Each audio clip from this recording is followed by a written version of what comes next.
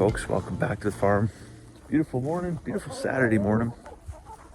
This weekend, in fact, what we colloquially, can't even say the word right now. Anyways, what we refer to as first chance weekend here on the farm. First chance to pick up all the crap that you left laying around from the summer, because frost is coming. What comes after frost? Snow. What comes after snow is you never see your shit again. Anyways, the reason I'm out here this morning actually isn't to pick up stuff. It's actually just to check on the grass situation. So this is the little paddock in behind the shop. There wasn't a ton of grass in here. We moved the rams over to the other side of the house where the lambing pen is. And I awoke this morning, looked out the patio doors, and what did I see? But one of the rams on the front lawn, not in the pen at all. So the challenge is this time of year is not necessarily a shortage of grass. You'll find grass no matter where.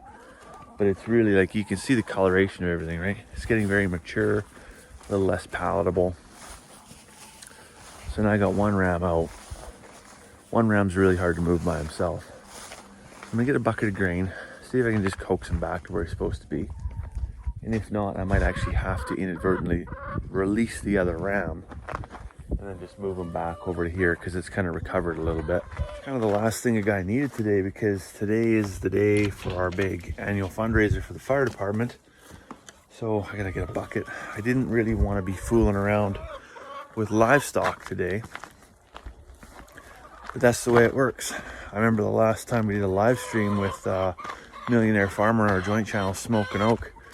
The neighbors phoned over and said, oh, we got sheep in our yard.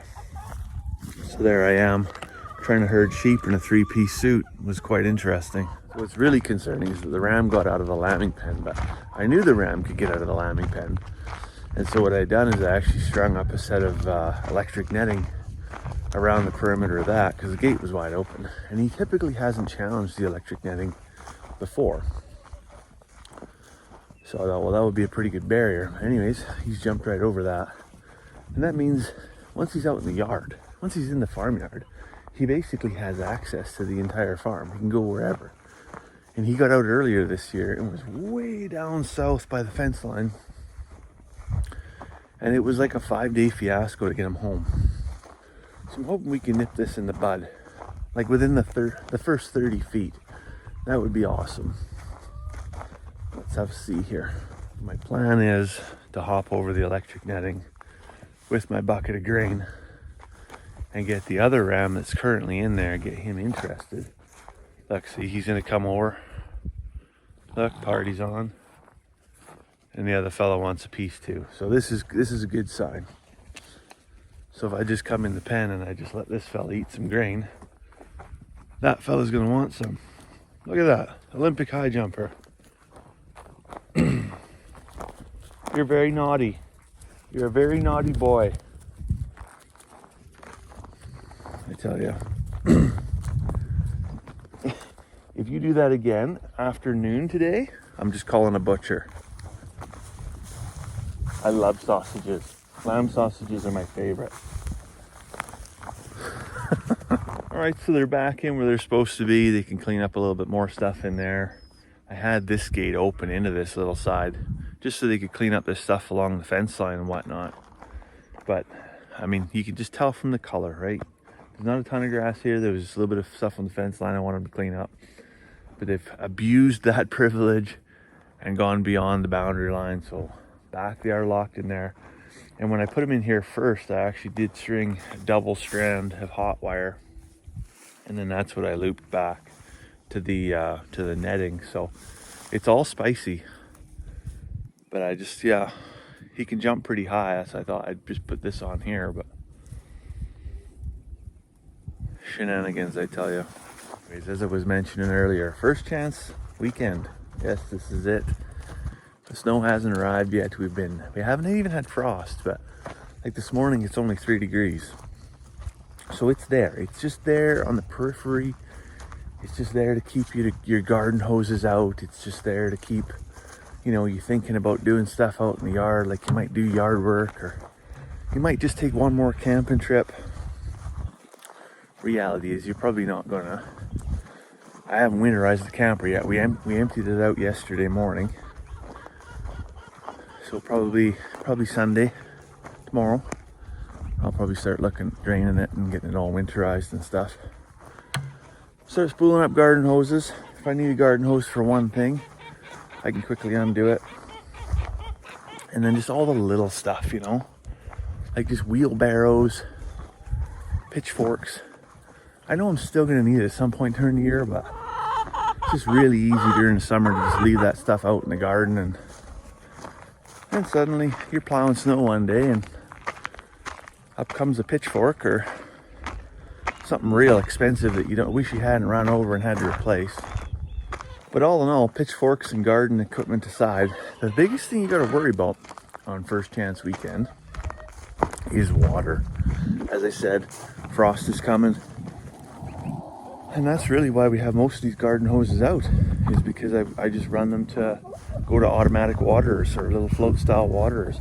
And one of those is right over here for the chickens. If you've watched for any length of time, you'll know how much I hate packing water. I hate it. It's the bane of my existence.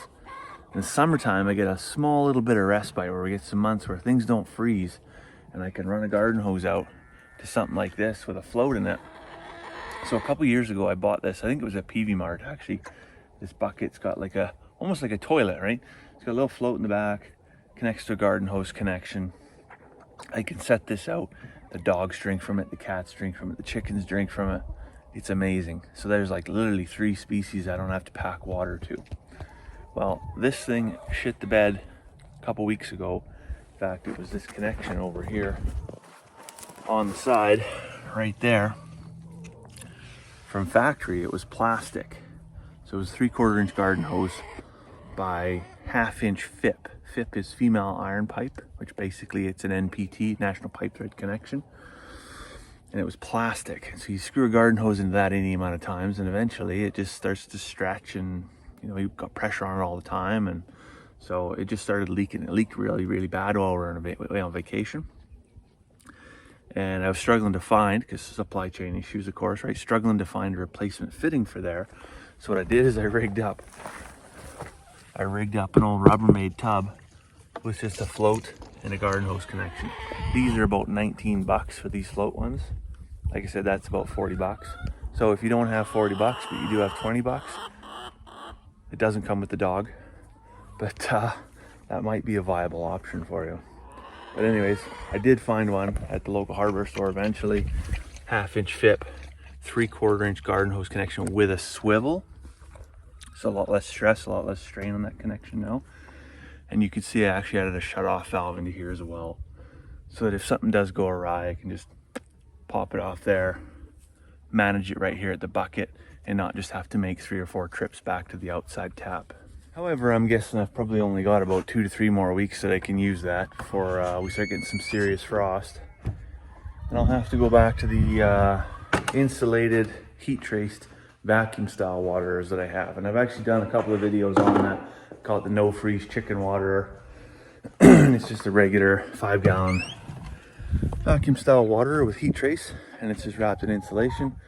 And it's good to sit outside here in the wintertime until about minus 17 is kind of the magic number that we found before the tray actually will freeze up. But then we can just put it in the chicken house for the, you know, the really, really cold days. And it works quite well. Anyhow, as I mentioned earlier, I do have a really, really big day ahead of me here, so I'm gonna let you go. I hope you have a fantastic day. We'll see you tomorrow.